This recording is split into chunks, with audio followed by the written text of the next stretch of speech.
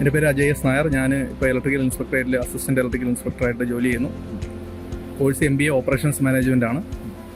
ഈ കോഴ്സ് എടുക്കാനുണ്ടായ സാഹചര്യം നമ്മുടെ ഒരു വർക്കുമായി റിലേറ്റ് ചെയ്ത് ഭാവിയിൽ നമ്മുടെ എക്സ്പീരിയൻസ് വെച്ചിട്ട് കുറച്ചുകൂടെ ഒരു ഹയർ ലെവൽ പോസ്റ്റിലേക്ക് പോകാൻ ഒരു മാനേജ്മെൻറ്റ് ലെവൽ കോഴ്സ് അത്യാവശ്യമാണെന്ന് തോന്നി. അതുമായി ബന്ധപ്പെട്ടാണ് MBA എന്നുള്ള കോഴ്സ് സെലക്ട് ചെയ്തത്.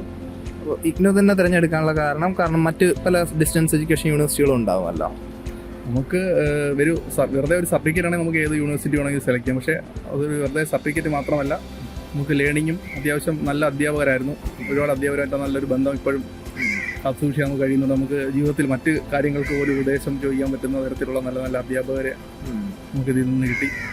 എല്ലാവരും ഒരു പഠിപ്പിക്കുന്ന ഒരു പാഷനായിട്ട് കൊണ്ടു നടക്കുന്ന ഒത്തിരി അധ്യാപകരാണ് പഠിപ്പിക്കാനായിട്ടുണ്ടായിരുന്നത്. അത് നല്ലൊരു എക്സ്പീരിയൻസ് ആയിരുന്നു. പിന്നെ ഇഗ്നോൻ്റെ മൊത്തത്തിലുള്ള ഒരു കരിക്കുലത്തെ പറ്റി, അതുപോലെ ഈ ഒരു 2 വർഷം എങ്ങനെ പോയി എന്നുള്ളതിനെ പറ്റിയും കൂടെ. നമ്മൾ ഇപ്പോഴൊരു കോഴ്സ് സെലക്ട് ചെയ്യുമ്പോൾ ഞാൻ ആദ്യം പല യൂണിവേഴ്സിറ്റിയിൽ അന്വേഷിച്ചു. അപ്പം ചില യൂണിവേഴ്സിറ്റി ആകുമ്പോൾ ഭാവിയിലിരിക്കുന്നത് നമ്മുടെ കേരളത്തിലെ യൂണിവേഴ്സിറ്റികളുമായി അംഗീകാരമില്ലാത്ത അങ്ങനെ പ്രശ്നം വരുന്നുണ്ട്. അപ്പോൾ ഇഗ്നോ ആകുമ്പോൾ അത്തരത്തിലുള്ള പ്രശ്നങ്ങളൊന്നുമില്ല. ലോകത്തിൽ അതിന് ഏറ്റവും വലിയ യൂണിവേഴ്സിറ്റിയാണ്. സർട്ടിഫിക്കറ്റിന് വാല്യൂ ഉണ്ട്. അപ്പോൾ അതുകൊണ്ട് നമുക്ക് അപ്രൂവൽ അതിൻ്റെ കാര്യത്തിലൊന്നും ഒരു പേടിയുണ്ടായിരുന്നില്ല. അപ്പം പിന്നെ നമ്മൾ കോഴ്സ് എടുക്കുക, പഠിക്കുക. അതെ, നല്ല എക്സ്പീരിയൻസ് ആയിരുന്നു. പിന്നെ എക്സാം എല്ലാം മാറുവാനസ് കോളേജിലാണ് എഴുതിയത്. നല്ല സെൻറ്റർ ആയിരുന്നു. അവിടുത്തെ അലക്സാണ്ടർ ജേക്കബ് സാറെല്ലാം സപ്പോർട്ടായിരുന്നു. കോർഡിനേറ്റർ എല്ലാവരും നല്ല സപ്പോർട്ടായിരുന്നു. നമ്മൾ ചിലപ്പോൾ അസൈൻമെൻ്റ് ഒക്കെ വയ്ക്കുകയാണെങ്കിൽ ചിലപ്പോൾ അല്പം ഒന്ന് വൈകിയാലും സാർ അതൊക്കെ കൺസിഡർ ചെയ്ത് നമ്മുടെ ജോലി തിരക്കെ കൺസിഡർ ചെയ്ത് പരിഗണിക്കുമായിരുന്നു. നല്ലൊരു എക്സ്പീരിയൻസ് ആയിരുന്നു. ഈ കോൺവൊക്കേഷൻ്റെ ഒരു പരിപാടിയെ പറ്റിയുള്ള മൊത്തത്തിലുള്ള അഭിപ്രായം കൂടെ.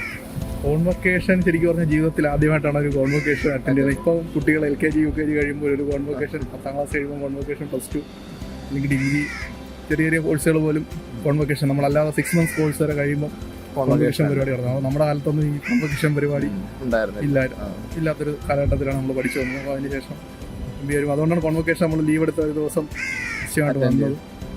മൊത്തത്തിൽ നല്ലൊരു എക്സ്പീരിയൻസ് ആയിരുന്നു. വൈസ് ചാൻസലർ ഡയറക്റ്റ് സർട്ടിഫിക്കറ്റ് വാങ്ങാൻ പറ്റി.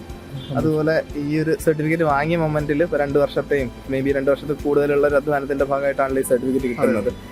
ഈ ഒരു മൊമെന്റിൽ തോന്നുന്ന ഒരു കാര്യം കൂടെ എന്താണ്, ഇനി അതുപോലെ ഫർദർ പ്ലാൻസ് എന്താണെന്നുള്ളൊരു കാര്യം കൂടെ പറയാമോ?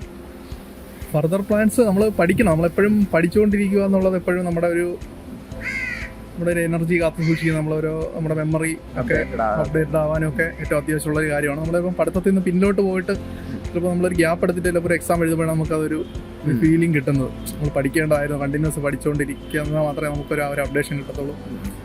അതുകൊണ്ട് കണ്ടിന്യൂസ് പഠിക്കുക, പുതിയ കോഴ്സുകൾ എടുക്കണം എന്ന് ആഗ്രഹമുണ്ട്. 1-2 കോഴ്സുകൾ ഇങ്ങനെ ആലോചനയിലുണ്ട്. ഫൈനലൈസ് ആയില്ല, 2 കോഴ്സ് ഇങ്ങനെ മനസ്സിൽ നിൽപ്പുണ്ട്.